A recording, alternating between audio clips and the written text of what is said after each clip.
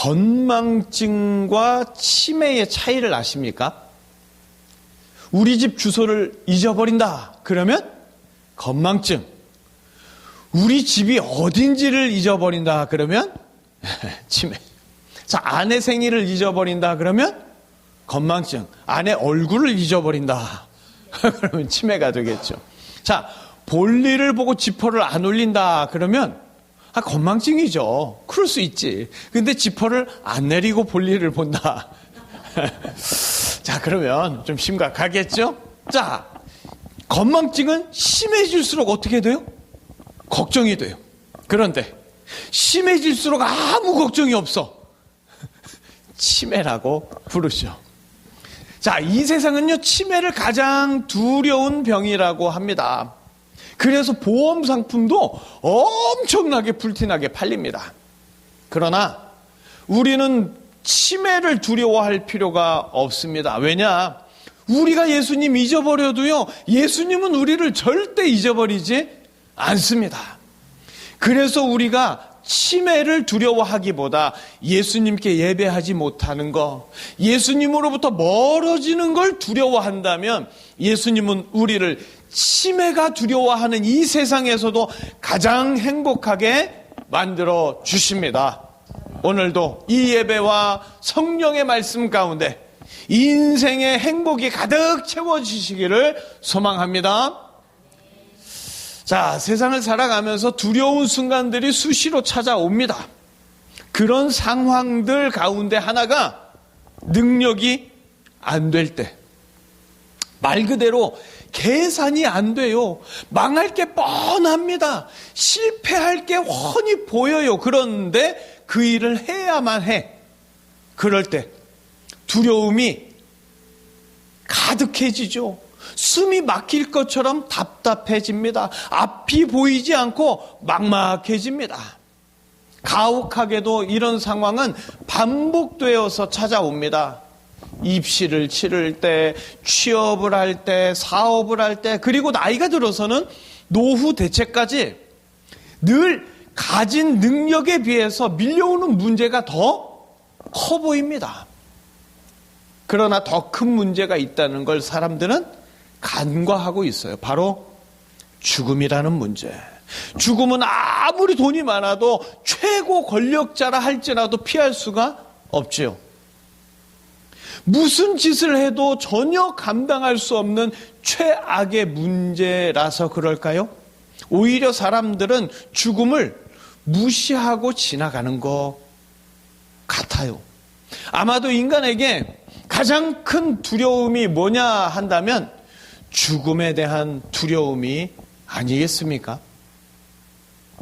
지난주에 찬양으로 전쟁터에 나간 유다의 군대와 여호사밧, 죽음을 목전에 두었다가 찬양으로 다시 돌아와요. 죽기 전에 마지막 찬양일 줄 알았어요. 하나님이 죽이시면 죽이시나 보다 믿음으로 찬양하며 나갔는데, 와, 하나님의 복병이 나타나자 적들이 서로 싸우다가 스스로 무너졌습니다. 적군이 하나도 남지 않고 대승을 넘어서 완승을 거둔 여호사밧과 백성들. 이제는 그들이 가져왔던 엄청난 군량미와 무기, 그리고 군대 막사, 생필품, 또한 새 왕들이 가지고 왔던 금은 보화들을 잔뜩 가지고 찬양하면서 돌아옵니다. 아주 신이 났어요. 한꺼번에 가져올 수가 없어서 사흘 동안 그냥 막 그 물품들을 취합니다. 그런데 지금 상황은 적의 연합군을 섬멸하긴 했어요. 하지만 그건 일부 상륙 부대일 뿐입니다. 여전히 적의 연합군, 절대적으로 더 많은 주력군이 상륙 부대의 활동에 따라서 예루살렘에 쳐들어갈 완전한 준비를 마치고 국경에서 대기하고 있는 중입니다. 자, 일단 상륙 군대가 예루살렘으로 쳐들어가면 최전선에 나와서 사해 남쪽 북쪽을 막고 있던 유다의 군대도 왕의 수도가 공격당했으니까 예루살렘으로 퇴각할 수밖에 없잖아요. 이렇게 될 때 병사들의 사기는 땅에 떨어집니다. 그리고 그 틈을 타서 사해 아래쪽과 위쪽에 포진했던 적의 주력군들이 후퇴하는 유다의 주력군을 배후에서 공격하면 됩니다. 결론적으로 적들이 어떤 작전을 세웠던 거냐? 사해 위쪽의 그 요단강을 천연의 요새 삼아 지키는 유다 최전방 주력군의 후퇴를 유도하기 위해서, 그래서 과감하게 사해 상륙 작전을 벌였던 거예요. 지금 적들은 유다 군대가 후퇴하기를 바라보고 있어요. 그 후퇴하는 군대의 후미를 집요하게 공격하면서 승리의 축배를 들기만 하면 됩니다. 그런데 상륙군대가 모두 전멸을 한 거예요. 그래도 상륙군대가 실패를 했어도 여전히 적 연합군의 전체적인 규모, 비율은 유다보다 절대적으로 우세합니다. 오히려 상륙군대를 잃은 적들이 복수를 외치면서 힘을 합쳐 다시 쳐들어온다면 예루살렘은 또다시 풍전등화의 상황이 될 수 있습니다. 그러니까 지금 여호사밧은 백성들하고 같이 전리품이나 챙기면서 희희낙낙거릴 때가 아니라는 거죠. 언제든지 적들이 다시 밀고 들어올 수 있어요. 분노를 머금 채로. 이런 상황이 파악되는 순간 여호사밧과 유다의 백성들 말할 수 없는 두려움에 빠지게 되지 않겠습니까?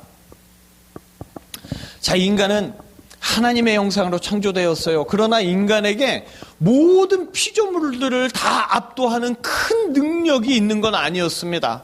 인간의 능력은 계산이 뻔해요. 그래서 두려움의 상황은 에덴에서 살 때도 있었습니다. 그런데 에덴 동산에서 처음 인간이 살 때 두려움이라는 건 원천 봉쇄되었어요. 왜냐? 하나님의 끝없는 능력이 인간을 보호해 주셨으니까요. 처음 인간은 태평함 속에서 늘 하나님께 예배하며 살았습니다. 그러나 인간은요, 시간이 지나면서 두려움을 완전히 원천 봉쇄해 주시는 하나님의 능력, 하나님의 마음에 불안을 느끼기 시작합니다. 하나님의 능력을, 하나님의 마음을 인간의 수준으로 계산했습니다. 그리고 모든 두려움을 없애기 위해서 하나님처럼 되겠다, 나도. 그러면서 선악과를 먹고 말았죠. 그렇게 타락한 인간은 두려움을 떨쳐낸 게 아니라 항상 두려움 속에서 살아갑니다. 인생의 끝없는 전쟁을 치러야 되고 그렇게 아등바등 살아가다가 인생의 마지막, 입을 크게 벌리고 있는 죽음의 권세 앞에 힘없이 끌려가는 처지가 되었습니다. 태어나자마자 죽음을 향해 끌려가는 시한부 인생, 이것이 타락한 인간의 현실이 되었습니다. 자, 전쟁의 역사를 보면요, 선봉대를 적진 한가운데 보내요. 그래서 일부러 그 보낸 아군이 장렬히 전사하게 만드는 때가 있습니다. 왜?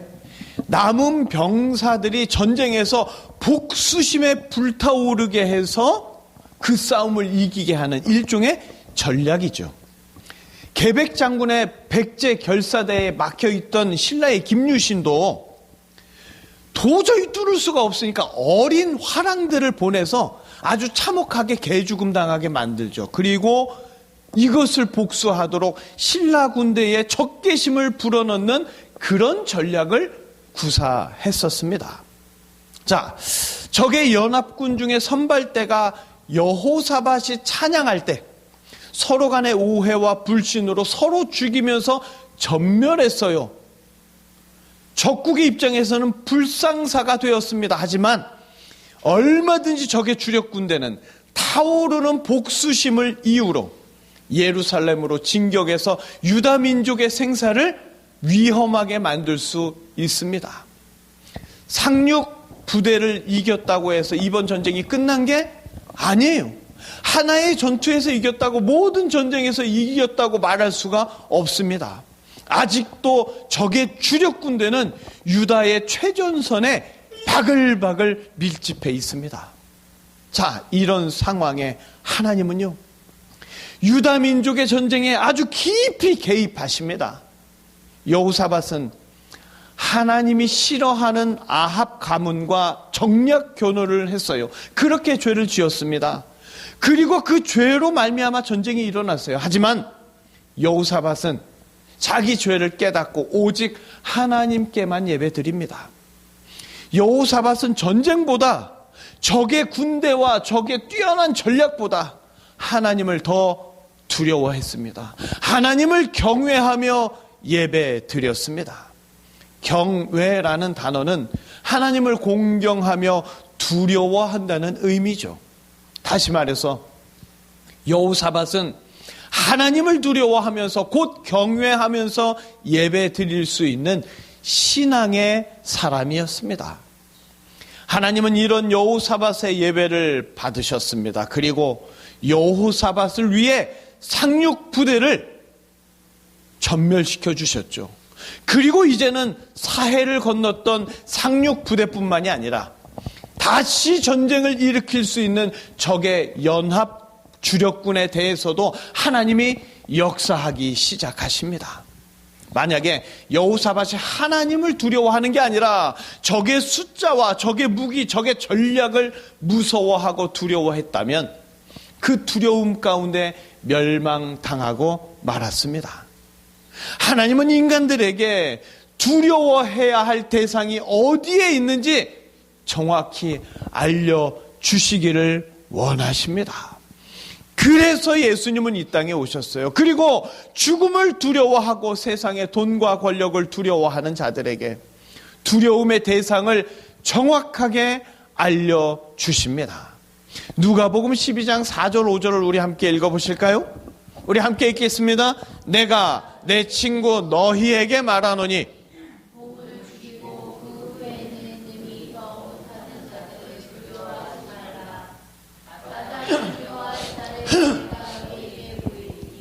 곧 죽인 후에 또한 지옥에 던져넣는 권세 있는 그를 두려워하라. 내가 참으로 너희에게 이르노니 그를 두려워하라. 아멘. 세상 사람들은요, 두려워해야 할 대상을 착각하며 살아갑니다. 돈 무서운 줄 알아라. 사람 무서운 줄 알아라. 세상 무서운 줄 알아라. 두려워해야 할 대상이 너무나도 잘못되어 있습니다. 돈도 세상도 다스릴 대상이에요. 사람은 다 사랑해야 될 대상이지 두려워해야 할 대상이 아닙니다. 마땅히 두려워해야 할 대상은 유일한 심판자, 유일한 구원자, 오직 예수님 뿐입니다. 왜냐? 예수님을 경외하지 않고 예수님을 모르는 자에겐 영원한 지옥만 있기 때문입니다. 마땅히 두려워해야 할 분이 친히 인간들에게 오셨어요. 그러나 두려움을 주기 위해서가 아니라 끝없는 사랑을 주시기 위해서 오셨습니다. 자, 어미사자는 다른 동물들에게는 가장 무서운 포식자가 되겠죠. 그러나 새끼에게는 상냥한 어미가 됩니다. 예수님은 죄를 짓고 세상을 두려워하는 미련한 자들을 불쌍히 여기시고 인간들을 구원하러 오셨어요. 인간의 능력은 한계가 뻔해서 스스로 구원할 수가 없습니다. 인간의 운명은 영원한 죽음에 삼켜질 수밖에 없어요. 그러나 예수님이 영원한 죽음과 인간 사이를 가로막으시고 구원해 주십니다. 그러므로 인간에게 가장 두려운 것이 뭐냐? 유일한 구원자 예수님을 모르는 거예요. 유일한 심판자가 심판이 아닌 구원을 위해 친히 다가오셨는데 그를 경외하며 예배하지 못하고 그 손을 놓친다면 그 인생은 가장 불쌍한 인생이 됩니다. 예수님만이 유일한 구원자이심을 믿습니다. 그런데 그 예수님을 미련한 인간들이 경외하며 예배하지를 않아요. 예수님을 경외하며 예배하지 않는 결과가 얼마나 두려운 결과인지 깨닫는 자가 별로 없었습니다. 오히려 예수님을 향해서 네가 그리스도냐? 네가 그렇게 대단하냐? 내가 너보다 더 대단한 것 같아. 내가 너보다 더 무섭지 않으냐? 예수님을 상대로 자기 과시하기에 바빴습니다. 인간을 구원하기 위해 이 땅에 오신 예수님의 그 말도 안 되는 능력을 감히 알아볼 수 없었던 죄로 가득한 인간들, 초라한 피조물에 불과한 미련한 인간들은 뻔한 자기 능력을 과시하려고 미련하게도 전능하신 분을 십자가에 매달았습니다. 하찮은 인간들이 유일한 구원자를 유일하게 두려워해야 할 분을 욕하면서 조롱하면서 끝내 죽이고 말았죠. 나중에 그 결과의 두려움을, 심판의 두려움을 맞이하게 될 때 미련한 자들의 반응은 과연 어떻게 나타날 것 같습니까? 그런 그들을 보시는 예수님의 마음은 어떠하실까요? 두려워해야 할 분을 두려워하지 않고 외면하고 무시했던 자들, 엉뚱하게 세상을 두려워하며 죽음에 끌려가는 자들은 그 끝없는 두려움 속에 심판받아야 마땅하지요. 그러나 예수님은 이 땅에 오셔서 인간들에게 찾아오셔서 헛된 것에 두려워하는 자들에게 두려워하지 말라고 하시면서 위로하고 격려해 주셨습니다. 요한복음 6장 16절에서 21절을 우리 함께 읽어보겠습니다. 우리 함께 읽겠습니다. 저물매 제자들이 바다에 내려가서 배를 타고 바다를 건너 가버나움으로 가는데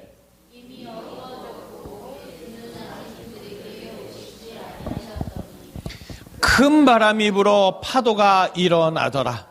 제자들이 노를 저러 심리어쯤 가다가 예수께서 바다 위로 걸어 배에 가까이 오심을 보고 두려워하거늘 이르시되 내니 두려워하지 말라 하신대.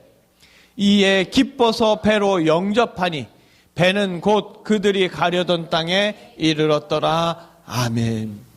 사람들은 인생을 항해하는 배에 비유합니다.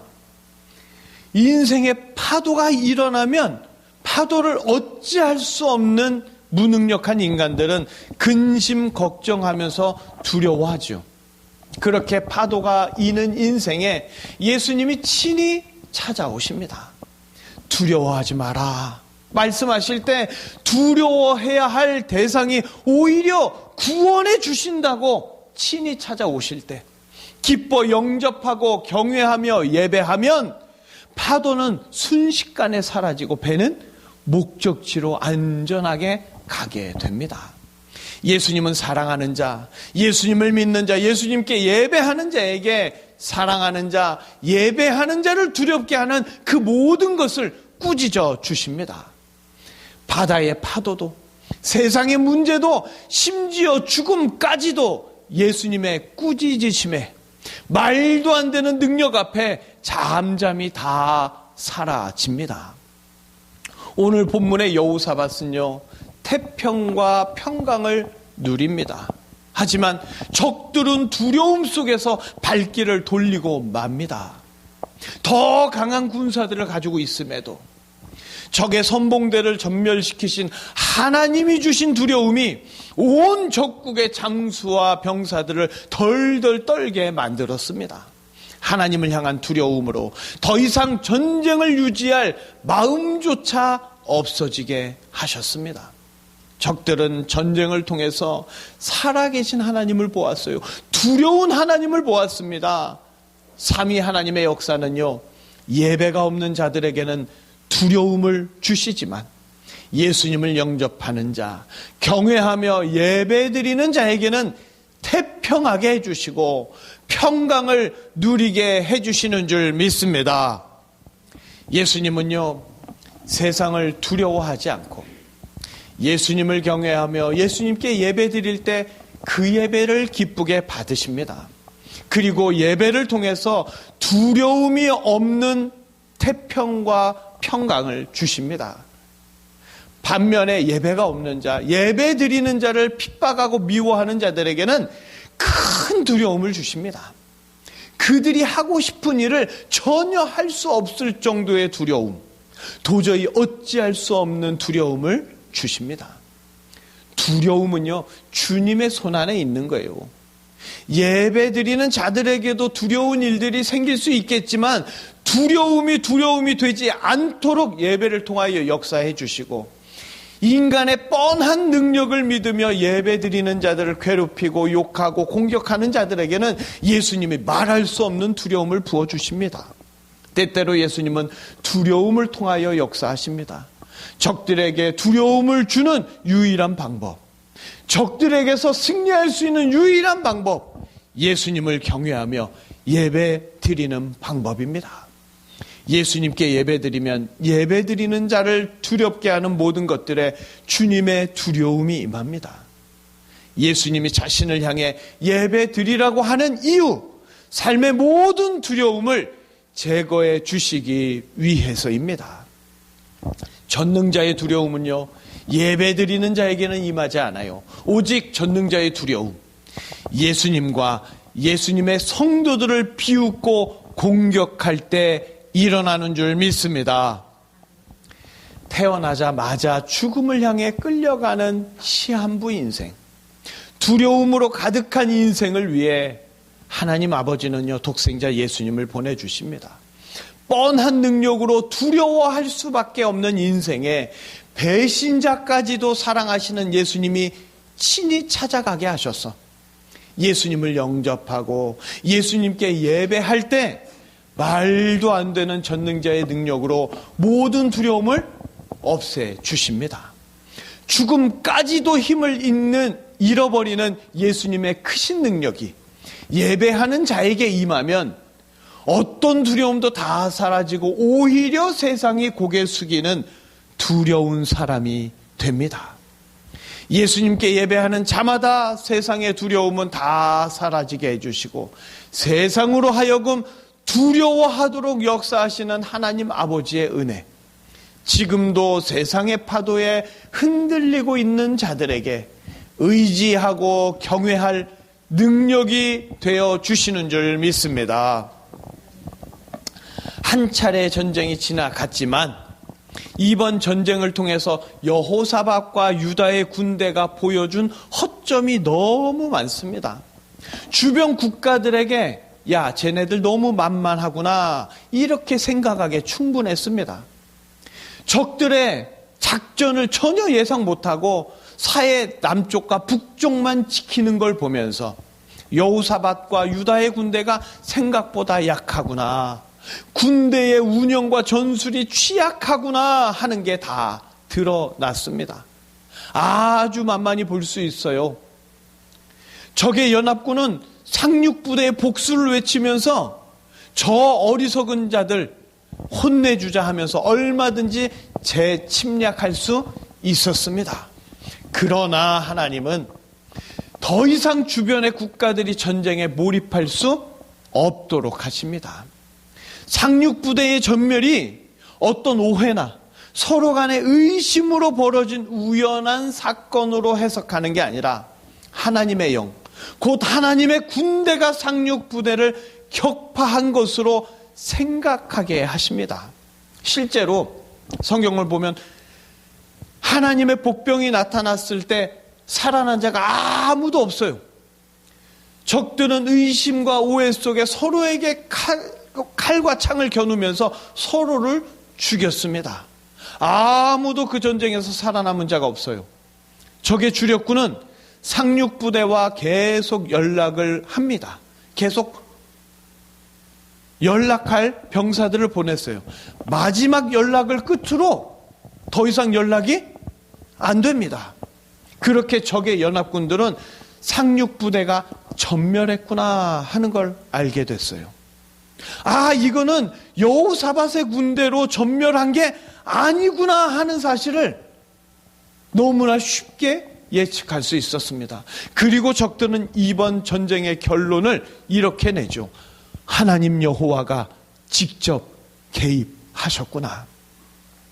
모든 상황을 지켜보았던 적의 연합군들은 하나님의 역사와 개입이 아니고는 이런 일이 일어날 수 없다는 충격적인 사실을 받아들이고 더 이상의 전쟁은 무모한 짓이라고 결론 내리고 퇴각합니다.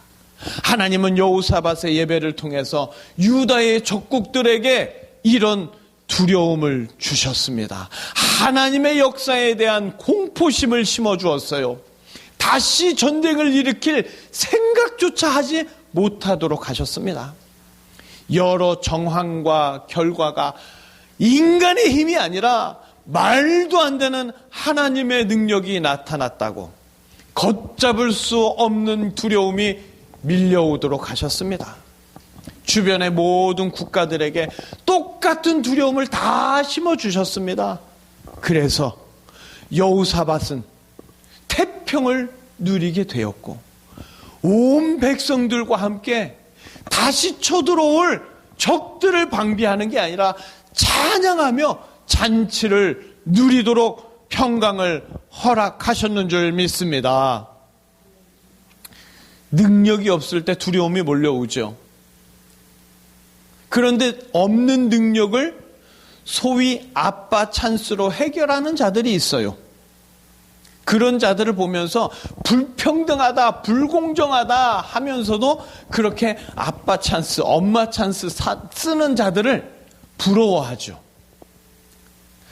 그러나 아빠 찬스가 부러울 때, 능력 없는 게 두렵고 슬퍼질 때 누구든지 예수님을 경외하면서 예수님께 예배 드리면 입시든 취업이든 사업이든 노후든 심지어 죽음까지도 모든 것을 해결할 아빠, 아버지 찬스가 생깁니다. 삼위 하나님을 경외하는 자, 이 땅에 오신 하나님 예수님을 예배하는 자, 예배 가운데 예수님을 믿고 예수님을 사랑하는 자는 말할 수 없는 능력이 나타나는 것을 경험하게 됩니다. 세상에서는 아빠 찬스 쓰면 불공정하다고 손가락질 받지요. 그러나 하늘에서 볼 때는 아빠, 아버지, 하나님의 찬스, 신랑 예수님의 찬스를 쓰지 못하는 자가 세상에서 가장 미련하고 심판을 받아야 할 자가 됩니다. 말도 안 되는 크고 놀라운 예수님의 능력으로 세상의 문제도 사망의 문제도 다 해결하면서 세상 사람들의 부러움을, 두려움을 한 몸에 받는 길, 오직 예수님을 향한 진정한 예배에 있는 줄로 믿습니다. 사람들이 착각하는 게요, 무섭게 막 이러고 막 어깨 이렇게 들고 다니고 이러면 무서운 사람인 줄 알아요. 절대 그렇지 않습니다. 예수님이 지켜주시는 자를 세상은 가장 두려워합니다. 왠지 모르게 함부로 대하기 어렵고 뭔가 위험이 서려 있는 사람, 세상은 그것을 카리스마라고 하기도 하고요, 리더십이라고 하기도 하는데 우리는 그것을 예수님의 능력이라고 합니다. 성도는 예수님이 지켜주시는 사람입니다. 자기 능력이 아니라 예수님의 능력으로 살기 때문에 그래서 성도는 늘 여유가 있고 늘 태평하게 살아갈 수 있습니다. 항상 잔잔한 미소가 얼굴에 머물러 있는 평강의 사람들, 특별히 돈이 많은 것 같지도 않은데 사회적 지위가 막 높은 것 같지도 않은데 유명하지도 않은데 늘 여유와 품격이 흘러나오는 사람, 바로 예수님의 능력으로 모든 두려움을 이기고 담대하게 예수님을 말하는 성도의 모습인 줄 믿습니다. 아멘. 예배는요, 하나님의 역사와 어떤 관계가 있을까요? 예배가 도대체 나와 무슨 관련이 있을까? 예배는 신앙적인 행위니까 정신적으로나 영적으로는 도움이 될 수 있지만 실제 나의 일상생활에는 별다른 도움이 되지 않는 거 아닐까? 이렇게 생각하기 쉽습니다. 그러나 인생의 전쟁에서 예배는요, 가장 중요한 요소이고 가장 중요한 승리의 분기점이 됩니다. 인생의 전쟁 중일 때, 각종 문제로 바쁠 때, 여러 가지로 복잡하고 심란할 때 예배의 중요성을 알지 못하게 될 수도 있어요. 그러나 예수님은 언제나 예배가 우선되기를 원하십니다. 내가 약할수록 더 강하게 역사하시면서 도와주시기를 원하십니다. 삶의 현장에서 예배드리기를 원하시며 불만과 원망 대신에 찬송하기를 원하십니다. 예수님은 두려워해야 할 분입니다. 세상을 두려워하기보다 예수님을 경외하며 예수님께 예배드리면 예수님은 우리 인생의 전쟁에 밀접하게 개입하십니다. 인생의 전쟁은요, 무기와 군대의 수, 전략과 전술로 싸우는 게 아니라 예배로 싸우는 겁니다. 인생은요, 스펙과 돈과 처세술이 아니라 예배 때 만나는 예수님의 능력으로 살아가야 합니다. 예수님을 두려워한다는 것과 예수님을 사랑한다는 말은 같은 말이에요.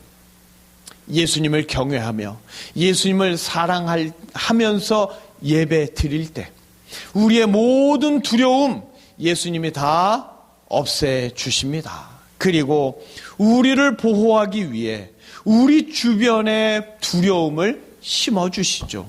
그 두려움으로 우리를 미워하던 자들, 우리를 하찮게 보던 자들, 더 이상 우리를 괴롭게 할 수가 없게 됩니다.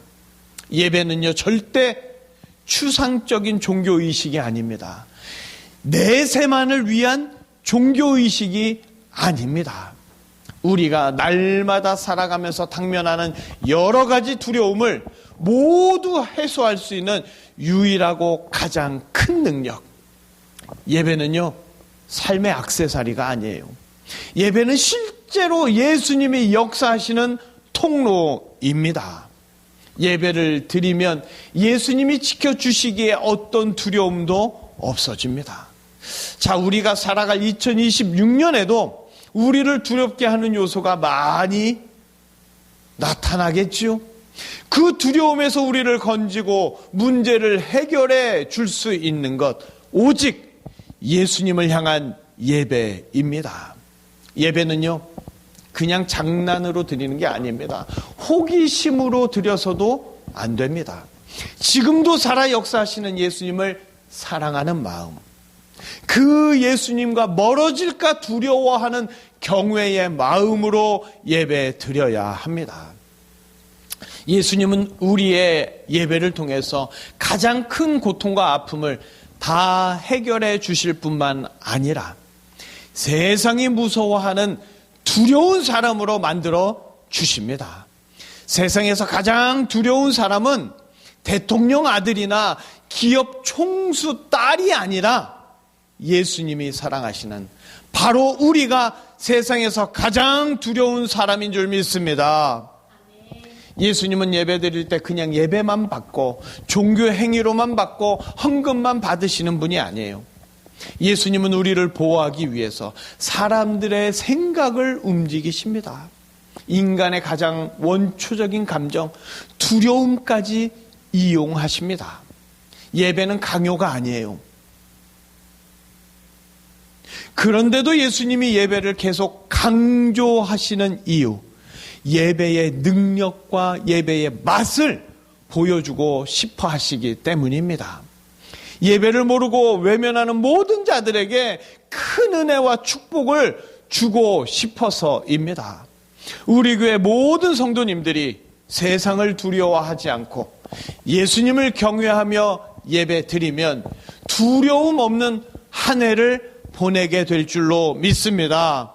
담대하게 살아갈 능력으로 가득하게 됩니다. 이 예배의 자리를 무엇보다 사모하는 성도님들이 되시기를 바랍니다. 그리고 이 자리에 가족들, 이웃들, 친구들을 끊임없이 초대하십시오. 나의 예수님이 너의 예수님이 되도록 나를 구원하시고 무능력한 나를 능력으로 살게 하시는 나의 예수님이 너도 구원하시고 너도 능력으로 살게 해 주신다고 예수님을 알려주고 함께 예배 드릴 수 있기를 소망합니다.